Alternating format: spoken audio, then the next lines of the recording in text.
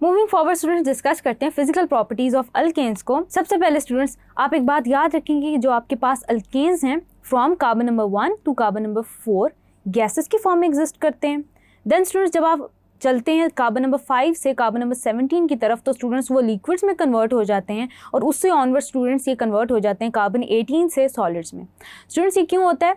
क्योंकि स्टूडेंट्स जैसे जैसे आपके पास चेन इंक्रीज होती चली जाती है, यानी कि number of carbon atoms in hydrocarbon chain length ज़्यादा होते चले जाते हैं, आपके पास हाइड्रोकार्बन्स की डेंसिटी ज़्यादा होने लग जाती है, उनका मेल्टिंग और बॉइलिंग पॉइंट ज़्यादा होने लग जाता है। यानी कि स्टूडेंट्स उनके दरमियान जो अट्रैक्टिव फोर्सेस होती हैं जिनको हम लंडन डिस्पर्जन फोर्सेस कहते हैं, स्टूडेंट्स वो प्रिवेल करने लग जाती हैं, जिसकी वजह से स्टूडेंट्स वो अपनी जो फेज़ होती है या जिस स्टेट ऑफ मैटर में वो प्रेजेंट होते हैं उसको स्टूडेंट्स वो ट्रांजिट कर लेते हैं। यानी कि फ्रॉम गैसेस ज़्यादा हाई मॉलिक्यूलर वेट होता है तो लिक्विड्स बन जाते हैं, देन स्टूडेंट उससे ज़्यादा पे वो सॉलिड या सेमी सॉलिड ट्रांसफॉर्मेशन ले लेते हैं। देन स्टूडेंट्स हम डिस्कस करते हैं कि आपके पास जितने भी ऑर्गेनिक कंपाउंड्स हैं, पर्टिकुलरली हाइड्रोकार्बन्स जिनको हम अभी डिस्कस कर रहे हैं स्टूडेंट्स, ये नॉन पोलर होते हैं इन नेचर।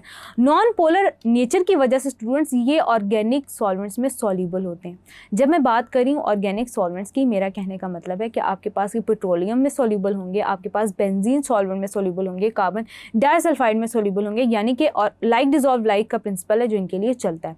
देन स्टूडेंट्स जैसे जैसे आपको मैंने डिस्कस किया कि मेल्टिंग, बॉइलिंग पॉइंट और डेंसिटी इंक्रीज होती चली जाती है, वैसे वैसे स्टूडेंट जैसे जैसे इनकी चेन लेंथ इंक्रीज हो रही है, ये तीनों फिजिकल पैरामीटर्स जो हैं वो इंक्रीज होते चले जा रहे हैं।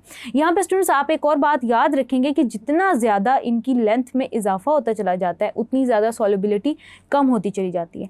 देन स्टूडेंट्स हमने डिस्कस किए थे straight chain hydrocarbons and branch chain hydrocarbons. Students आप एक बात याद रखेंगे कि जो आपके पास स्ट्रेट चेन हाइड्रोकार्बन्स होते हैं उनका मेल्टिंग और बॉइलिंग पॉइंट ज़्यादा होता है as compare to that of, या हाई होता है as compare to that of branch chain hydrocarbons.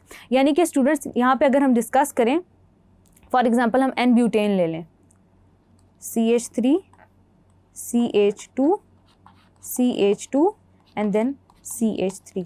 N butane का स्टूडेंट्स आपके पास जो बॉइलिंग पॉइंट होता है वो होता है -0.4 डिग्री सेल्सियस। लेकिन स्टूडेंट्स जो आपके पास ब्रांच फॉर्म होती है यानी कि आइसोब्यूटेन होता है, जो आपके पास CH3 CH3 देन स्टूडेंट्स आपके पास CH3, यानी कि आपके पास जो 4 कार्बन एटम्स कंटेनिंग आइसोब्यूटेन होता है स्टूडेंट्स, उसका जो आपके पास बॉइलिंग पॉइंट होता है वो कम होता है as compare to that of n butane, यानी कि -10.2 डिग्री सेल्सियस। स्टूडेंट्स यहाँ पे आप एक और बात याद रखेंगे कि मेल्टिंग और बॉइलिंग पॉइंट पे इतना ज़्यादा इफेक्ट होता है कि every addition of a methyl group adds 20 to 30 degree Celsius, यानी कि 20 to 30 डिग्री सेल्सियस तक का इजाफा हो जाता है अगर चेन में सिंगल मिथाइल ग्रुप ऐड हो जाए। देन स्टूडेंट्स हम आगे चलते हैं, डिस्कस करते हैं isomerism in alkanes. Students isomerism in alkanes का मतलब ये है कि आपके पास same number of carbon and hydrogen atom पे डिफरेंट तरह के स्ट्रक्चर्स प्रेजेंट होंगे। यानी कि स्टूडेंट्स आइसोमेरिज्म को हम ऐसे डिफाइन करते हैं कि आपके पास जो मॉलिक्यूलर मास है वो तो सेम है लेकिन उससे रिलेटेड जो स्ट्रक्चर्स हैं वो डिफरेंट हैं। वो कैसे स्टूडेंट्स, हम सबसे पहले ब्यूटेन के लिए डिस्कस करते हैं। स्टूडेंट्स आपके पास कार्बन 4 हाइड्रोजन 10, यानी कि 4 कार्बन एटम्स और 10 हाइड्रोजन पे आपके पास 2 स्ट्रक्चर्स एग्जिस्ट करते हैं। एक स्टूडेंट्स हमने अभी डिस्कस किया एन ब्यूटेन का स्ट्रक्चर जो कि स्ट्रेट चेन होता है, CH3 CH2 and then CH3। And then students दूसरा जो स्ट्रक्चर है आपके पास वो होता है आइसोब्यूटेन का, CH3 CH3 and then students आपके पास CH3। अब स्टूडेंट्स इसके बॉइलिंग पॉइंट में तो डिफरेंस आपको पता है, साथ ही साथ स्टूडेंट्स जो इनकी हीट ऑफ फॉर्मेशन होती है स्टूडेंट्स वो ज़्यादा नेगेटिव होती है ब्रांच चेन के लिए as compare to that of straight chain. यानी कि इसके लिए एन ब्यूटेन के लिए हीट ऑफ फॉर्मेशन होगी -125 किलो जूल पर मोल, जबकि आइसोब्यूटेन के लिए होगी heat of formation about -135 kilo joules per mole. Heat of formation ज़्यादा नेगेटिव होने का मतलब ये है कि स्टूडेंट्स आपके पास वो कंपाउंड पर्टिकुलरली ज़्यादा स्टेबल है।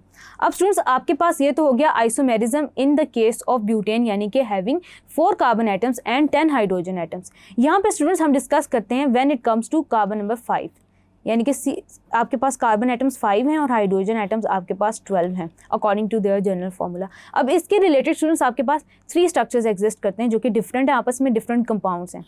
N pentane, CH3 CH2 CH2 CH2 and then CH3।